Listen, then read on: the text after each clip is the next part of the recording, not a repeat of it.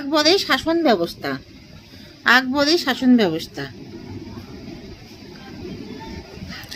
তোমরা সবাই মন দিয়ে শোনো, লেখো। সবাই কিন্তু লাইক অ্যান্ড সাবস্ক্রাইবটা অবশ্যই তোমরা দিয়ে দিও। মোগল সম্রাট আকবরের শাসন ব্যবস্থা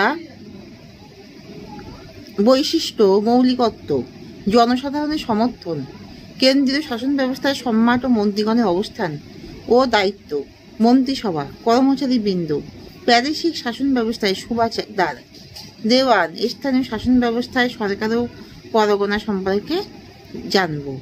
মোগল সম্রাট আকবরের শাসন ব্যবস্থা প্রসঙ্গে আকবরের আমলের আমলাতন্ত্র, আকবরের আমলে প্রাদেশিক স্বায়ত্তশাসন, মধ্যযুগের ভারতের সর্বশ্রেষ্ঠ শাসন ব্যবস্থা, আকবরের শাসন ব্যবস্থা, আকবরের প্রধানমন্ত্রী, আকবরের শাসন ব্যবস্থার বৈশিষ্ট্য, আকবরের প্রাদেশিক শাসন ব্যবস্থা, আকবরের শাসন ব্যবস্থার মৌলিকত্ব সম্পর্কে জানব।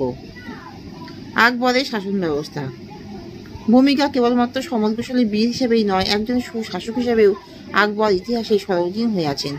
প্রকৃতপক্ষে আকবরই হলেন ভারতের মোগল শাসন ব্যবস্থার প্রবর্তক। আকবরের শাসন ব্যবস্থার বৈশিষ্ট্য: ঔদার্য, বিচক্ষণতা, দূরদর্শিতা, প্রজার হিতৈষণা, ধর্ম নিরপেক্ষতা হল তার শাসন ব্যবস্থার অন্যতম বৈশিষ্ট্য। ঐতিহাসিক রিজভির মতে আকবরের শাসন ব্যবস্থায় শেরশাহ প্রবর্তিত শাসন ব্যবস্থারই অনুকরণ। আকবরের শাসন ব্যবস্থা সম্পর্কে যদুনাথ সরকারের অভিমত। ঐতিহাসিক স্যার যদুনাথ সরকারের মতে আকবরের শাসন ব্যবস্থা হল ভারতীয় ভিত্তির উপর আরবীয় পারসিক ভাবধারার মিশ্রণ। আকবরের শাসন ব্যবস্থা সম্পর্কে ঈশ্বরী প্রসাদের অভিমত। ঐতিহাসিক ঈশ্বরী প্রসাদের মতে মোগল শাসন ব্যবস্থায় কোনো মৌলিকত্ব ছিল না, তা দেশীয় বিদেশি আদর্শের মিশ্রণ। আকবরের শাসন ব্যবস্থার মৌলিকত্ব: দেশি বিদেশি বহু উপাদানে তার শাসন ব্যবস্থা গঠিত হলেও তাতে যে মৌলিকত্ব কিছু ছিল সে সম্পর্কে সন্দেহ নেই। বিভিন্ন ভাবধারার সমন্বয়ে সুশাসন প্রতিষ্ঠা। আকবর উদ্ভাবক ছিলেন না সত্য, কিন্তু দেশি বিদেশি বিভিন্ন ভাবধারার সমন্বয়ে সুদক্ষ শাসন ব্যবস্থা প্রতিষ্ঠা করতে গেলে যে অসামান্য প্রতিভার প্রয়োজন তা আকবরের জানা ছিল। আকবরের শাসন ব্যবস্থা জনসাধারণের সমর্থন। প্রচলিত ভারতীয় রীতিনীতি, গ্রামীণ স্বায়ত্তশাসন কোনো কিছুকেই আকবর উপেক্ষা করেননি। তার শাসন ব্যবস্থা জনসাধারণের সমর্থনের উপর নির্ভরশীল ছিল। আকবরের কেন্দ্রীয় শাসন ব্যবস্থার সম্রাট ছিলেন সর্বেসর্বা। তার ক্ষমতা ছিল অসীম।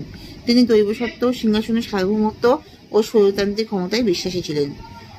মন্ত্রীগণ: ভকিল সম্রাটের পদে ছিলেন ভকিল বা প্রধানমন্ত্রী। তিনি ছিলেন সম্রাটের প্রধান পরামর্শদাতা ও সম্রাট ও প্রশাসনের মধ্যে যোগসূত্র।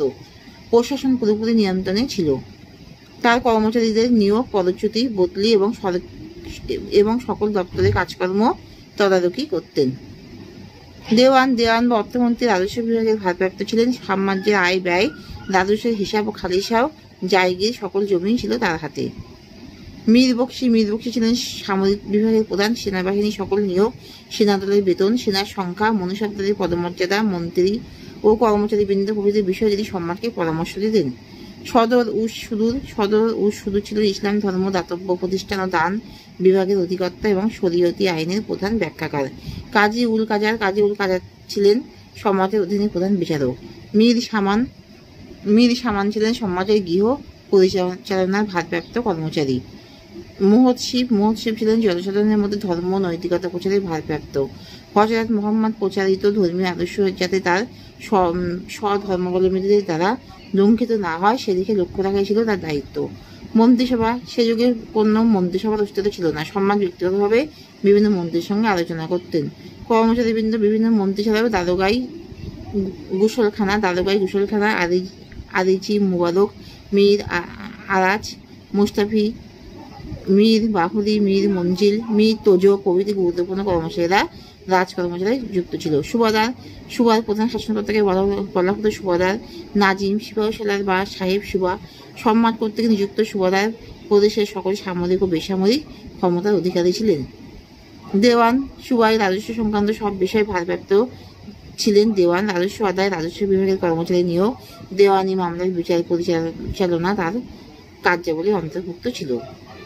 সুবাদারের কর্তৃত্ব থেকে তিনি সর্বতভাবে মুক্ত ছিলেন। তিনি সরাসরি সম্রাট কর্তৃক নিযুক্ত হতেন।